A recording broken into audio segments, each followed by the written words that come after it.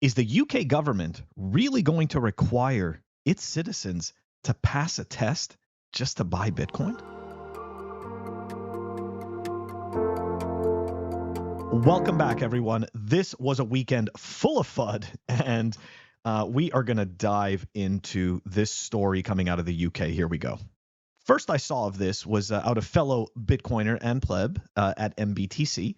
And here we go. This is what he said. He goes, I met with a broker last week who said you will get 3 chances to pass the test. Fail all 3. They must deny your account permanently.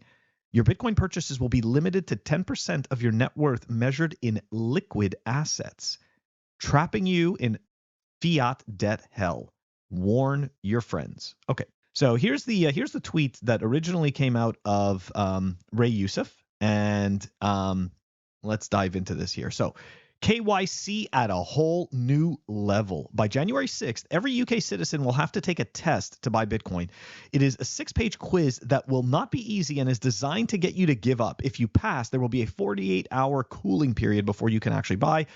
Financial apartheid manifests in many ways. CivKit P2P is the way, and CivKit is the product that Ray Youssef is developing. Okay, so I had to do a little bit more digging into this because it's not so cut and dry. And when I started to look through the actual PDF document, which we're going to share in the show notes, it really just sounded to me like the typical investor protections, right? We're going to put that in quotes, right? The typical investor protections that companies that offer these products typically have. And really, it's not about protecting the investor, it's about covering their own asses. Now, for the people who have never worked in a corporation before, I might be introducing you to an acronym that you may not be familiar with, but for the people who have been out in the workforce long enough, you've heard it before. CYA, right? CYA, cover your ass. And that's what corporations do. So the same way that banks make you jump through all of these hoops for KYC AML, it's not to protect you. It is to cover their own asses. That's all it is. It's just really pathetic. It honestly feels like we're living in a LARP world. Anyways, let's dive into this a little further. Another tweet from Ray, expanding a little bit more on this. Want to buy your first Bitcoin? Got to pass a test. Fail 3 times and you're permanently banned. Do read the fine print. The test is coming January 6th, as he said before.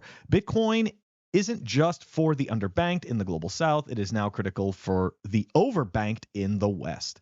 Okay, now let's take a look at some of the wording. The potential complexity of investments in qualifying crypto assets and the associated difficulty of understanding the risks of the investment. That the performance of many qualifying crypto assets can be highly volatile, and that the value of an investment in a qualifying crypto asset can fall as quickly as it can rise. Now, the stuff I'm reading to you doesn't sound any different than when you buy equities. Okay, this is just a bunch of cover your ass stuff. They're just making sure, right, that if you lose every penny you have, that you have zero recourse to go after them as an institution. That's all this is.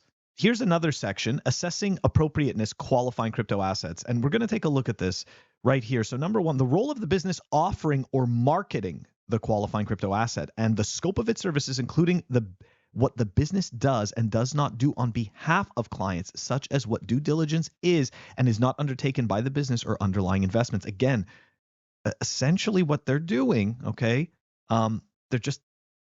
you're being told that there are certain rules to marketing, quote unquote, shitcoins. That's really what it is. They're just setting the rules, and this is no different than equities, no different at all. I mean, and I'm not trying to justify this behavior, but really what it is it's just the sign of a maturing market, right? Like we were once upon a time, it was emerging. We're still emerging, but now we're emerging and we're coming a lot closer to the maturing market, right? Like now more and more people tend to, for whatever reason, trust these crypto asset products when really Bitcoin is the only real one. And so as a result, right, you need to create, or the I guess we'll say the financial institutions need to create their rules, right, and their playing field. Again, it is to cover their own asses and nothing else. It's got nothing to do with your safety as an investor. Nothing at all. Nobody cares about your money but you. So here's some more wording coming out. This is a tweet from Mononaut. So the new rules also require exchanges to limit offerings to only high net worth investors. Okay, I mean, this is no different than equities, right? Like as an equity investor, you can't get in on the ground floor of certain companies unless you are a high net worth investor. I'm not saying that is correct or just. I'm just saying that's what it is. So this is not the burning house scenario, right, where the little dog is sitting there going, everything is fine. That's not where we are. So here's a response from a fellow Bitcoiner. I've read the full doc, and currently these restrictions are marketing rules that apply when firms make a DOFP, direct offer financial promotion, to certain types of customers. Those rules would not yet anyway apply to an individual simply wanting to buy from an exchange. Unfortunately, though, we know it's a slippery slope to more restrictive legislation. True. And these are indeed worrying developments for those in the UK. Unsurprising to anyone that has listened to Lynn Alden talk about governments exacting increasing capital controls on their citizens. So here's the actual document. Like I said, we're going to put it in the show notes so that you can actually, you can go through it, check to see if I missed anything. But personally, this sounds, again, no different than, when I go to a bank and go to sign up for investment services. I have to check on all these boxes that, right, I agree. This is no different than the I agree boxes, right? I agree that I'm fully responsible for every penny I lose and that the banking institution can't lose anything. Anyways, let's take a look at the summary here. This is from Chapter 1, right at the beginning of it.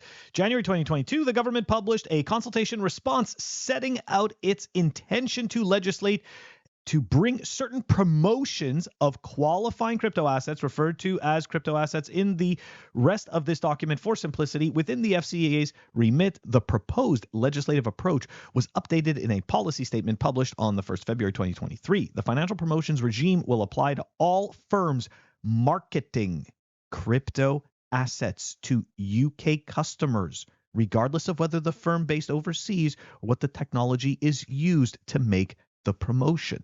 So again, right, like this is part of the legacy system, right? This goes back to tons of stuff that we've said before on Pleb Underground.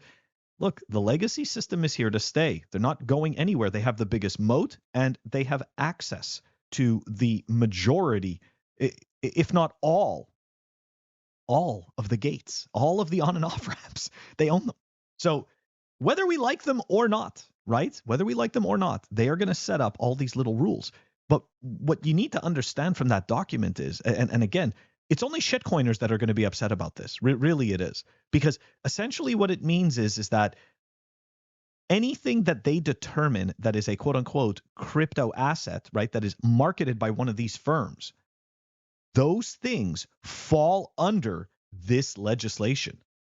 Bitcoin doesn't fall under that legislation. You can go and mine Bitcoin. You don't have to answer a quiz in order to mine Bitcoin. You don't have to answer a quiz to a financial institution if you work and get paid in Bitcoin. Okay, like this is, it's nonsense. So look, I'm not saying it's a nothing burger. Okay, I get Ray's, I get his concern. Obviously, MBTC, I get his concern as well, right? He spoke to somebody within the field. Now, possibly that person within the field didn't have the full understanding. And again, I can also say maybe I don't have the full understanding, but based on what I'm seeing in the document, this doesn't really mean anything for Bitcoin hodlers, Bitcoin accumulators. I'm not, obviously I don't agree. I don't agree with the state's overreach. On the other hand, I also like to see people not get wrecked by shitcoins.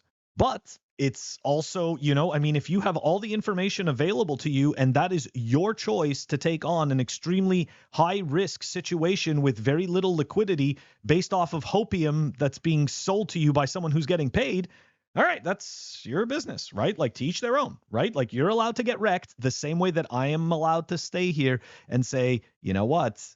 Here's the reasons why you shouldn't be buying this. Here's the reasons why this isn't the same as Bitcoin. Anyways, guys, look, these rules are not going away, okay? This type of legislation, it's not like all of a sudden it's going to start to disappear, okay? It's not. It is only going to increase. And really, really what all of this is going to do is simply just put the qualities of Bitcoin into more of a spotlight.